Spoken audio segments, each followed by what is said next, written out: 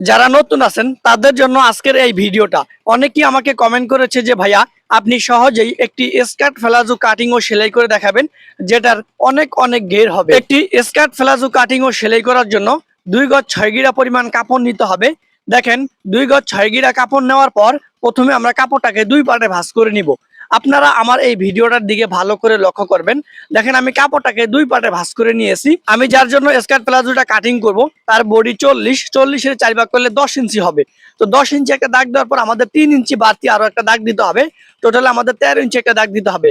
এই পাশেও আমাদের 13 ইঞ্চি একটা দাগ দিতে হবে। এবার এই পাশ থেকে এই পাশের দিকে আমরা কাপড়টাকে আমরা এইভাবে কোনাকুনি করে ভাঁজ করে দিব। আপনারাও এইভাবে কোনাকুনি করে ভাঁজ করে দিবেন। কোনাকুনি করে ভাঁজ করে দেওয়ার পর আমরা এই কাপড়টাকে এই মাথা থেকে এই মাথা পর্যন্ত এইভাবে আমরা কেটে দিব। আপনারাও কিন্তু এইভাবে কেটে দিবেন।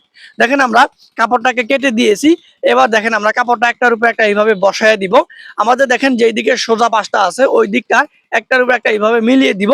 যেই দিকে আমরা রাউন্ড করে কাটিং করেছি ওইটা এইভাবে রাখবো। এরপর রাবার লাগানোর জন্য আমরা 2.5 ইঞ্চি পরিমাণ নিচে একটা দাগ দিব। দেখেন 2.5 ইঞ্চি দাগটা দেওয়ার পর এই দাগ থেকে আমাদের এই প্লাজোটা লম্বা দিব আমরা 41 ইঞ্চি পরিমাণ। তো আমরা অনেক লম্বা মহিলাদের জন্য এই প্লাজোটা তৈরি করতেছি। আপনারাও চাইলে এইভাবে তৈরি করে নেবেন। তো দেখেন নিচে একটা দাগ দিয়েছি।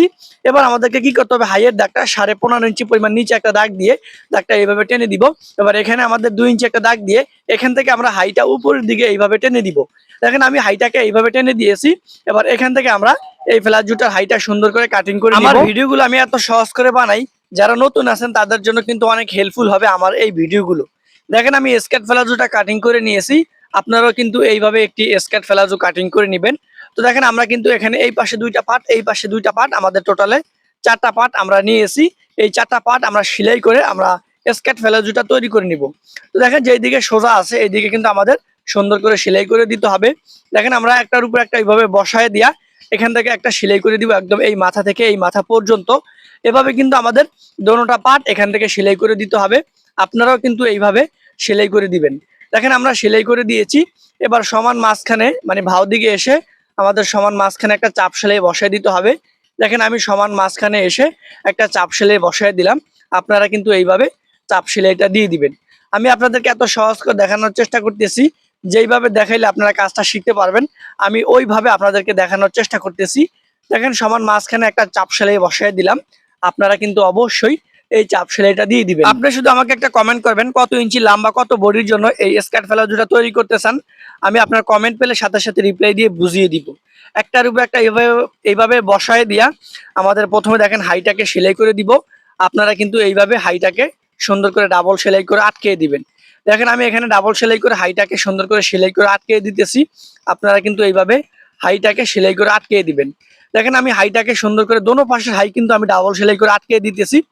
এরপর আমাদের নিচের থেকে একদম উপরের দিকে এসে একদম এই পাশের নিচের দিকেও সেলাই করে দিতে হবে। আশা করি আপনারা বুঝতে পারতেছেন যে কিভাবে একটি স্কার্ট প্লাজো কাটিং ও সেলাই করতে হয়। তো দেখেন আমি কিন্তু প্রত্যেকটা জোড়ায় ডাবল সেলাই করতেছি। আপনারাও কিন্তু প্রত্যেকটা জোড়ায় ডাবল সেলাই করে দিবেন। কিভাবে রাবার লাগাতে হয়, কিভাবে সেলাই করতে হয় সঠিক নিয়মে দেখাবো আজকের এই ভিডিওতে। তো দেখেন আমরা কিন্তু এটাকে ভাও করে নিব। আপনারা অবশ্যই এইভাবে ভাও করে নেবেন। দেখেন আমি ভাও করে নিয়েছি।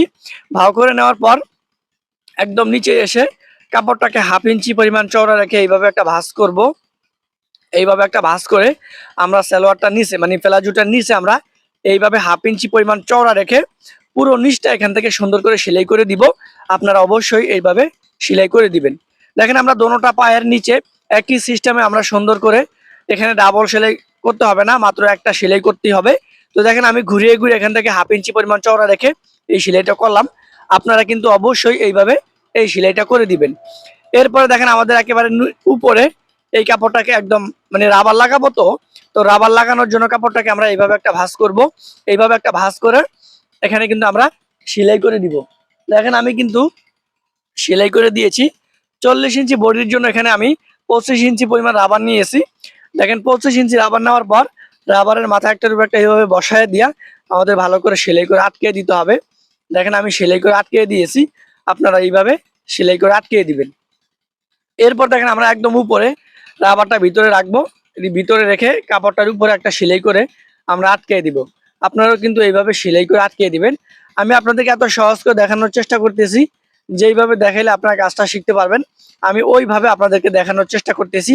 দেখেন আমরা রাবারের উপরে কিন্তু সেলাই করব না, আমরা সেলাইটা করব রাবারটা ভিতরে রেখে কাপড়টার উপরে। আশা করি আপনারা বুঝতে পারতেছেন যে কিভাবে আপনারা একটি স্কার্ট প্লাজো কাটিং ও সেলাই করবেন।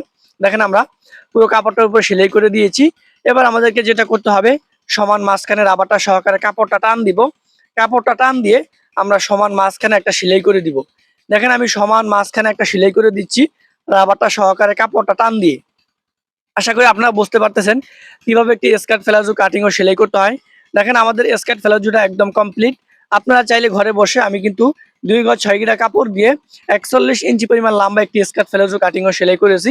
আপনারা চাইলে যে কোনো বয়সী মেয়েদের জন্য বা যে কোনো মহিলাদের জন্য এই স্কার্ট প্লাজোটা তৈরি করতে পারেন। আশা করি আমার এই ভিডিওটা দেখার পর আপনি কাজটা সহজেই শিখতে পারবেন। যারা ভিডিওটা এই পর্যন্ত দেখেছে তাদেরকে অনেক অনেক ধন্যবাদ। সবাই ভালো থাকবেন। আল্লাহ হাফেজ।